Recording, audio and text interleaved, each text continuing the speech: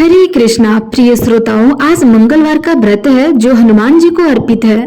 कथा प्रारंभ करने से पहले हम सब मिलकर उन वीर हनुमान जी का स्मरण करें जिन्होंने प्रभु श्री राम का कार्य सिद्ध किया है।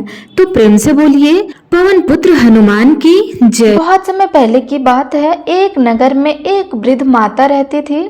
उनका एक ही पुत्र था। उस वृद्ध माता की हनुमान जी पर बहुत गहरी आस्था थी।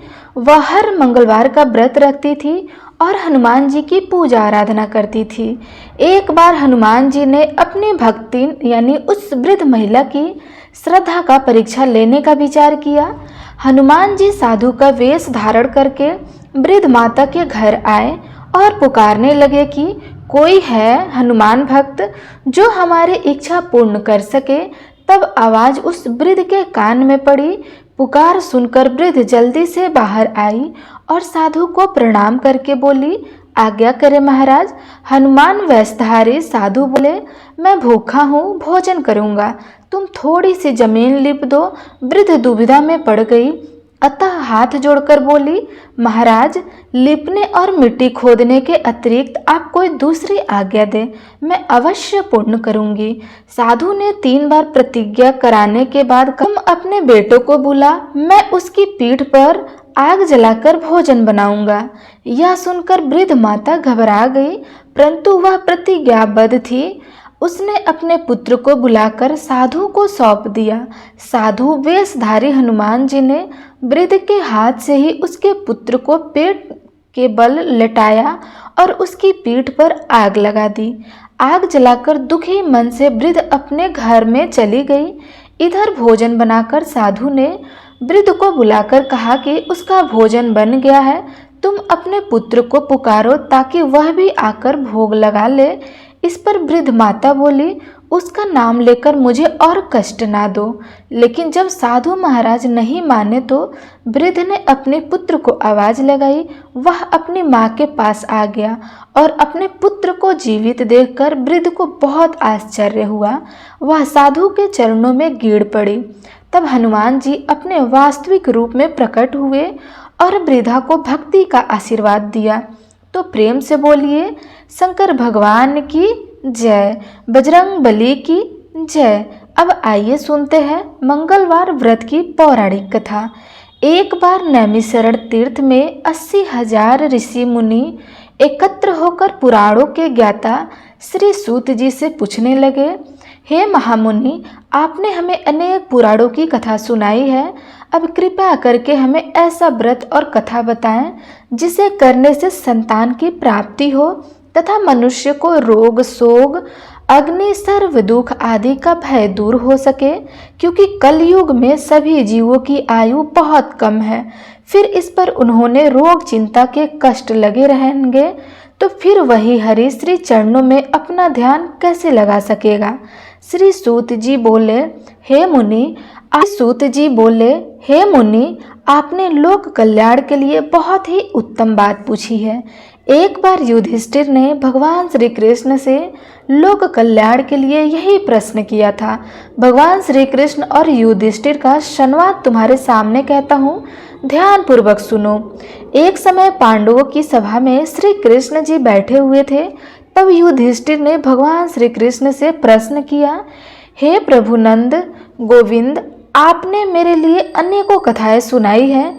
आज आप कृपा करके ऐसा व्रत का या कथा सुनाइए जिसके करने से मनुष्य को रोग चिंता का भय समाप्त हो और उसको पुत्र की प्राप्ति हो। हे प्रभु, बिना पुत्र जीवित व्यर्थ है। पुत्र के बिना मनुष्य नरकगामी होता है। पुत्र के बिना मनुष्य पितृ ऋण से छुटकारा नहीं पा सकता है और न ही उसका पुण्य नाम नरक में उद्धार हो सकता है। अतः पुत्रदायक व्रत बताएं। श्री कृष्ण भगवान बोले, राजन, मैं एक प्राचीन इतिहास सुनाता हूँ, आप उसे ध्यान पूर्वक सुनो। कुंडलपुर नामक एक नगर था। उसमें नंदा नामक एक ब्राह्मण रहता था। भगवान की कृपा से उसके पास सब कुछ था, फिर भी वह दुखी रहता था। इसका कारण यह था कि ब्राह्मण की स्त्री सुनंदा को कोई संतान नहीं थी। सुनंदा पतिव्रता थी, भक्ति पूर्वक श्री हनुमान जी की आराधना करती थी। मंगलवार के दिन व्रत करके अंत में भोजन बनाकर हनुमान जी की आराधना करती थी। मंगलवार के दिन व्रत करके अंत में भोजन बनाकर हनुमान जी को भोग लगाने के बाद स्वयं भोजन करती थी। एक बार मंगलवार के दिन ब्राह्मणी गृह कार्य की अधिकता के कारण हनुमान जी को भोग नहीं लगा सकी, तो इस पर उसे बहुत ही दुख हुआ। उसने कुछ भी नहीं खाया और अपने मन में प्रण किया कि अब तो अगले मंगलवार को ही हनुमान जी को भोग लगाकर अन्न और जल ग्रहण करूं। ब्राह्मणी सुनंदा प्रतिदिन भोजन बनाती, श्रद्धा पूर्वक पति को खिलाती, परंतु स्वयं भोजन नहीं करती थी और मन ही मन श्री हनुमान जी की आराधना करती थी। इसी प्रकार 6 दिन गुजर गए और ब्राह्मणी सुनंदा अपने निश्चय के अनुसार भूखी प्यासी निराहार रही। अगले मंगलवार को ब्राह्मणी सुनंदा प्रातः काल की बेहोश होकर गिर पड़ी। ब्राह्मणी सुनंदा की इस असीम भक्ति के प्रभाव से श्री हनुमान जी बहुत प्रसन्न हुए और प्रकट होकर बोले, सुनंदा, मैं तेरी भक्ति से बहुत प्रसन्न हूँ, तुम उठ और वह मांग। सुनंदा अपने आराध्य देव श्री हनुमान जी को देखकर आनंदा की अधिकता से विवल होकर श्री हनुमान जी के चरणों में गिर पड़ी। वह बोली, हे प्रभु, मेरी कोई संतान नहीं है, कृपया करके मुझे एक और कन्या प्रदान करें, आपकी अति कृपा होगी। श्री महावीर जी बोले, तेरी इच्छा पूर्ण होगी, तेरे को एक कन्या पैदा होगी, उसके अष्टांग प्रतिदिन सोना दिया करेंगे। इस प्रकार कहकर श्री महावीर जी अंतर्ध्यान हो गए। ब्राह्मणी सुनंदा बहुत हर्षित हुई और समाचार अपने पति से कहा। ब्राह्मण देव कन्या का वरदान सुनकर कुछ दुखी हुए, परंतु सोना मिलने की बात सुनी तो बहुत प्रसन्न हुए। उन्होंने विचार किया कि ऐसी कन्या के साथ मेरी निर्धनता भी समाप्त हो जाएंगी। श्री हनुमान जी की कृपा से वह ब्राह्मणी गर्भवती हुई और 10वें महीने में उसे बहुत ही सुंदर पुत्र प्राप्त हुई। यह बच्ची अपने पिता के घर में ठीक उसी तरह से बढ़ने लगी जिस प्रकार शुक्ल पक्ष का चंद्रमा बढ़ता है। 10वें दिन ब्राह्मण ने उस बालिका का नामकरण संस्कार कराया। उसके कुल पुरोहित ने उस बालिका का नाम रत्नावली रखा, क्योंकि यह कन्या सोना प्रदान किया करती थी। इस कन्या ने पूर्व जन्म में बड़े ही विद्वान से मंगल देव का व्रत किया था। रत्नावली का अष्टांग बहुत सा सोना देता था। उस सोने से नंदा ब्राह्मणी बहुत ही धनवान हो गया। अब ब्राह्मणी सुनंदा भी बहुत अभिमान करने लगी। समय बीतता रहा। अब रत्नावली 10 वर्ष की हो चुकी थी। एक दिन जब नंदा ब्राह्मण प्रश्नचित था, तब सुनंदा ने अपने पति से कहा, मेरी पुत्री रत्नावली विवाह के योग्य हो गई है, इसलिए आप कोई सुंदर और योग्य वर देखकर विवाह कर दीजिए। यह सुनकर ब्राह्मण बोले, अभी तो रत्नावली बहुत छोटी है। तब ब्राह्मणी बोली, शास्त्रों की आज्ञा है कि कन्या 8वें वर्ष में गौरी, 9 वर्ष में रोहिणी तथा 10 वर्ष में कन्या, इसके पश्चात राजस्वला हो जाती है। गौरी के दान से पाताल लोक की प्राप्ति होती है, रोहिणी के दान से बैकुंठ लोक की प्राप्ति होती है, कन्या के दान से इंद्रलोक में सुखों की प्राप्ति होती है। अगर हे पतिदेव राजस्वला का दान किया जाता है तो घोर नरक की प्राप्ति होती है। इस पर ब्राह्मण बोले, अभी तो रत्नावली मात्र 10 वर्ष की है और मैंने तो 16 साल की कन्याओं के विवाह कराए हैं, अभी जल्द ही क्या है। तब ब्राह्मणी सुनंदा बोली, आपको जो लोभ अधिक हो गया है, लगता है अगर 11वें वर्ष में विवाह नहीं होता है तो उसमें मासिक धर्म के रत्न का पिता और बड़े भाई को पान कराना पड़ता है। शास्त्रों में कहा गया है कि माता पिता और बड़ा भाई राजवत्सला कन्या को देखते हैं तो वह अवश्य ही नरकगामी होते हैं।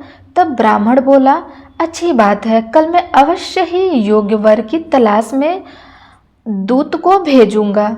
दूसरे दिन ब्राह्मण ने अपने दूत को बुलाया और आज्ञा दी कि जैसी सुंदरी मेरी कन्या है वैसे ही सुंदर वर उसके लिए तलाश करो। दूत अपने स्वामी की आज्ञा पाकर निकल पड़ा। पंप नगरी में उसने एक सुंदर लड़के को देखा। यह बालक एक ब्राह्मण परिवार का बहुत गुणवान पुत्र था। इसका नाम सोमेश्वर था।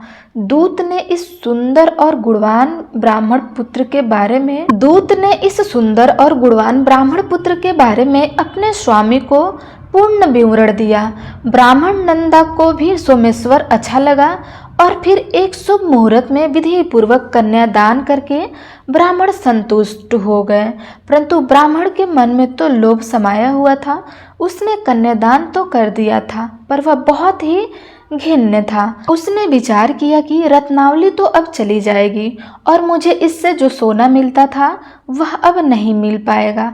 मेरे पास जो धन था कुछ तो उसके विवाह में खर्च हो गया और जो शेष बचा था वह भी कुछ दिनों बाद समाप्त हो जाएगा।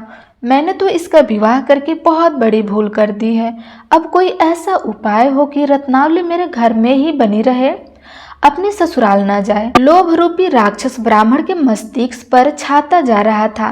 रात भर अपनी शैया पर बेचैनी से करवटें बदलते बदलते उसने एक बहुत ही क्रूर निर्णय लिया। उसने विचार किया कि जब रत्नावली को उसका पति सोमेश्वर अपने घर के लिए ले जाने के लिए आएगा तो वह मार्ग में छिपकर सोमेश्वर का वध कर देंगे और अपनी लड़की को अपने घर ले आएंगे, जिससे नियमित रूप से उसे सोना भी मिलता रहेगा और समाज का कोई मनुष्य उसे दोष भी नहीं दे सकेगा। जब अगले दिन सुबह हुई तो नंदा और सुनंदा ने अपनी जमाई तथा लड़की को बहुत सारा धन देकर विदा किया। सोमेश्वर अपनी पत्नी रत्नावली को लेकर ससुराल से अपने घर की तरफ चल दिया। ब्राह्मण नंदा महालोभ के वशीभूत होकर अपनी मति खो चुका था। पाप पुण्य का उसे विचार नहीं था। अपने भयानक और क्रूर निर्णय को कार्य रूप देने के लिए उसने अपने दूत को मार्ग में अपनी जमाई का वध करने के लिए भेज दिया था, ताकि रत्नावली से प्राप्त होने वाला सोना उसे हमेशा मिलता रहे और वह कभी निर्धन ना हो। ब्राह्मण के दूत ने अपने स्वामी की आज्ञा का पालन करते हुए उसके जमाई सोमेश्वर का मार्ग में ही वध कर दिया। समाचार प्राप्त कर ब्राह्मण नंदा मार्ग में पहुंचा और रोती हुई अपनी पुत्री रत्नावली से बोला, हे पुत्री, मार्ग में लुटेरों ने पति का वध कर दिया है। हे भगवान की इच्छा के आगे किसी का वश नहीं चलता है। अब तो घर चल, वहां पर ही रहकर शेष जीवन व्यतीत करना। जो भाग्य में लिखा होता है वही होता है। अपने पति की अकाल मृत्यु से रत्नावली बहुत दुखी हुई। करुणा क्रंदन और रुदन करती हुई अपने पिता से बोली, हे पिताजी, इस संसार में जिस स्त्री का पति नहीं है उसका जीना व्यर्थ है। मैं अपने पति के साथ ही अपने शरीर को जला दूंगी और सती होकर अपने इस जन्म को, माता पिता के नाम को तथा सास ससुर के यश को सार्थक करूंगी। ब्राह्मण नंदा अपनी पुत्री रत्नावली के वचनों को सुनकर बहुत दुखी हुआ। विचार करने लगा कि मैंने व्यर्थ ही जमाई का वध करके पाप अपने सिर ले लिया है। रत्नावली तो इसके पीछे अपने प्राण तक देने को तैयार है। मेरा तो दोनों तरफ से मरण हो गया। धन तो अब मिलेगा नहीं। जमाई वध के पाप के फल स्वरूप यम यातना भुगतनी पड़ेगी। यह सोचकर वह बहुत ही दुखी हुआ। सोमेश्वर की चिंता बनाई गई। रत्नावली सती होने की इच्छा से अपने पति का सिर अपनी गोद में रखकर चिता में बैठ गई। जैसे ही सोमेश्वर की चिता को अग्नि लगाई गई, वैसे ही प्रसन्न होकर मंगल देव वहां प्रकट हुए और बोले, हे रत्नावली, मैं तेरी भक्ति से बहुत प्रसन्न हूँ, तू वर मांग। तब रत्नावली ने अपने पति का जीवन दान मांगा। मंगल देव बोले, रत्नावली, तेरा पति अमर है, यह महान विद्वान भी होगा और इसके अलावा तेरी जो इच्छा है वह भी वर मांग। तब रत्नावली बोली, हे ग्रहों के स्वामी, यदि आप मुझ पर प्रसन्न हैं तो मुझे यह वरदान दीजिए कि जो भी मनुष्य मंगलवार के दिन प्रातः काल लाल पुष्प लाल चंदन से पूजा करके आपका स्मरण करेगा, उसको रोग व्याधि नहीं होगी, स्वजनों से भी कभी वियोग नहीं होगा, सर्प अग्नि तथा शत्रुओं का भय नहीं रहेगा और जो स्त्री मंगलवार का व्रत करेंगी वह कभी विधवा नहीं होंगी। मंगल देव ने तथास्तु कहकर अंतर ध्यान हो गए।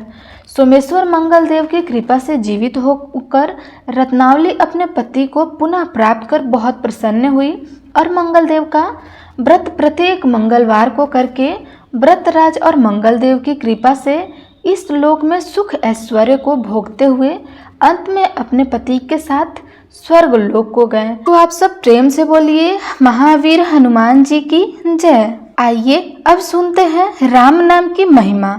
लंकापति रावण के वध के बाद जब अयोध्यापति प्रभु श्री राम की कीर्ति दूर दूर तक फैल रही थी और वह मर्यादा पुरुषोत्तम कहलाने लगे थे, तब एक दिन महादेव शिव जी की इच्छा भी मर्यादा पुरुषोत्तम थी। श्री राम से मिलने की इच्छा हुई। पार्वती जी को संग लेकर महादेव जी कैलाश पर्वत में उतर गए। अयोध्या नगरी के रास्ते पर चल पड़े। भगवान शिव और मां पार्वती को अयोध्या आया देखकर राम जी बहुत खुश हुए। माता जानकी ने उनका उचित आदर सत्कार किया और स्वयं भोजन बनाने के लिए रसोई में चली गई। इस बीच भगवान शिव ने श्री राम जी से पूछा, आपके सेवक हनुमान जी दिखाई नहीं दे रहे हैं। तब श्री राम जी बोले, वे बगीचे में हैं। शिव जी ने श्री राम जी से बगीचे में जाने का अनुमति मांगी और पार्वती जी का हाथ थामकर बगीचे में आ गए। बगीचे की खूबसूरती देखकर उनका मन मोहित हो गया।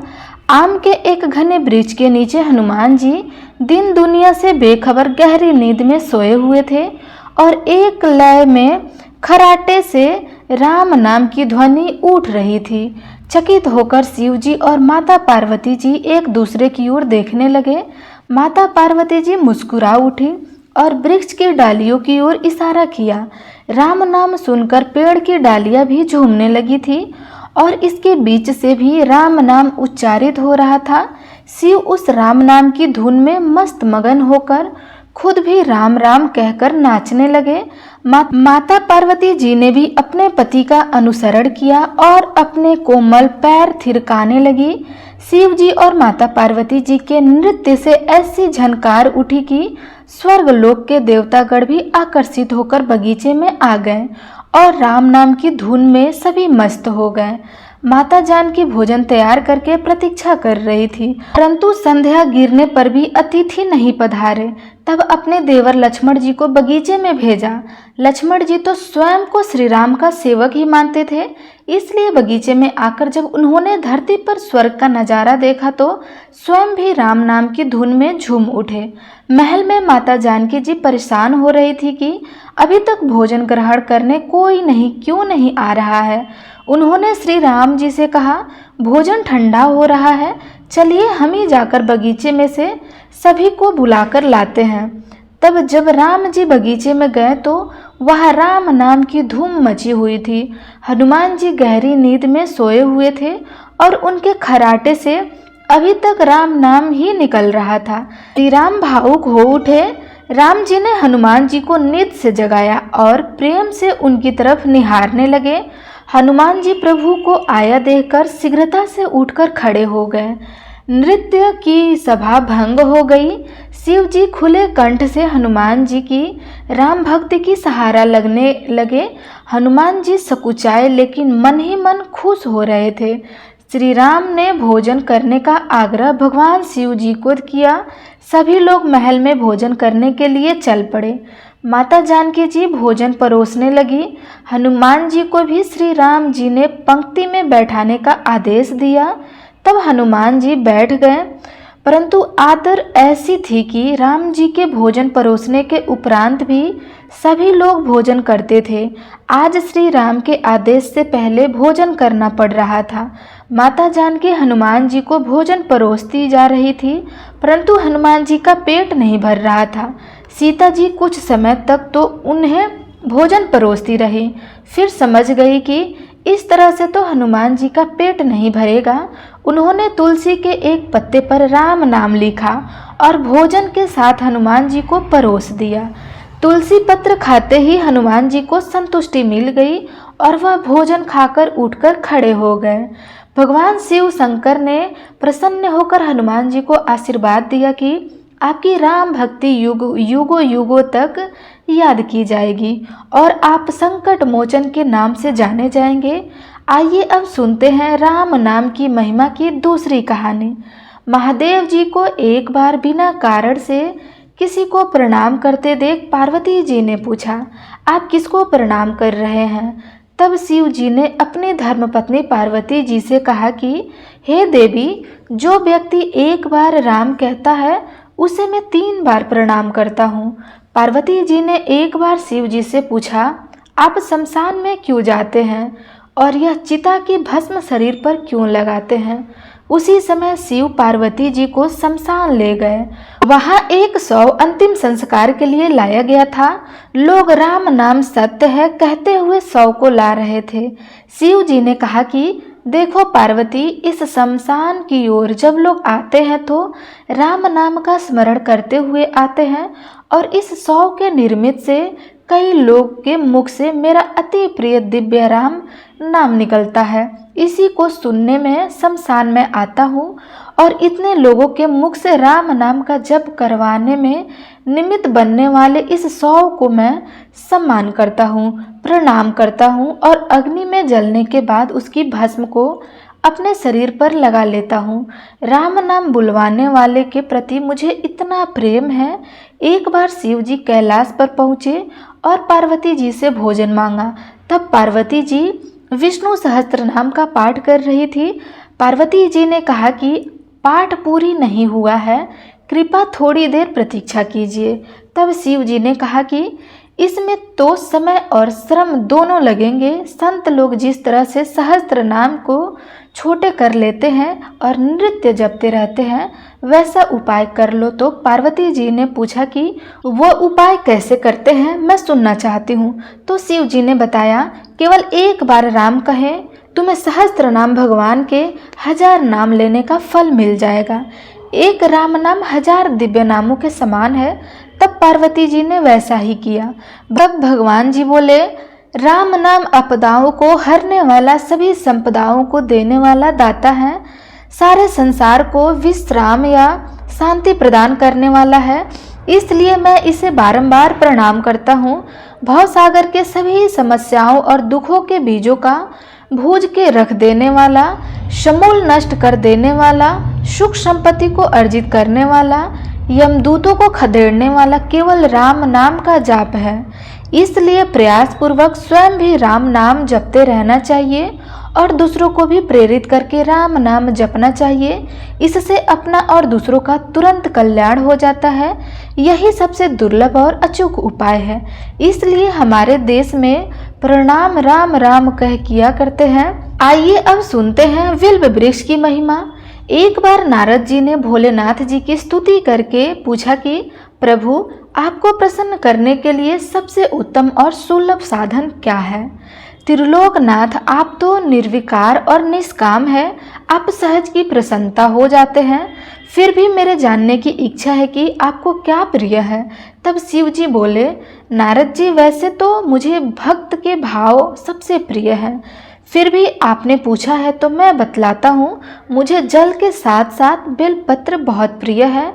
जो अखंड बेलपत्र मुझे श्रद्धा से अर्पित करते हैं, मैं उन्हें अपने लोक में स्थान देता हूँ। नारद जी भगवान शंकर और माता पार्वती की वंदना करते हुए अपने लोक को चले गए। उसके जाने के पश्चात पार्वती जी ने शिव जी से पूछा कि हे प्रभु, मेरी यह जानने की बहुत तीव्र इच्छा हो रही है कि आपको बेलपत्र इतने प्रिय क्यों हैं? कृपया करके मेरी जिज्ञासा को शांत कीजिए। तब शिव जी बोले, हे पार्वती, बेलपत्र है जो मेरी जटा के समान है। उसका त्रिपत्र यानी 3 पत्ते ऋग्वेद, यजुर्वेद और सामवेद के शाखाएं हैं। समस्त शास्त्र का स्वरूप है।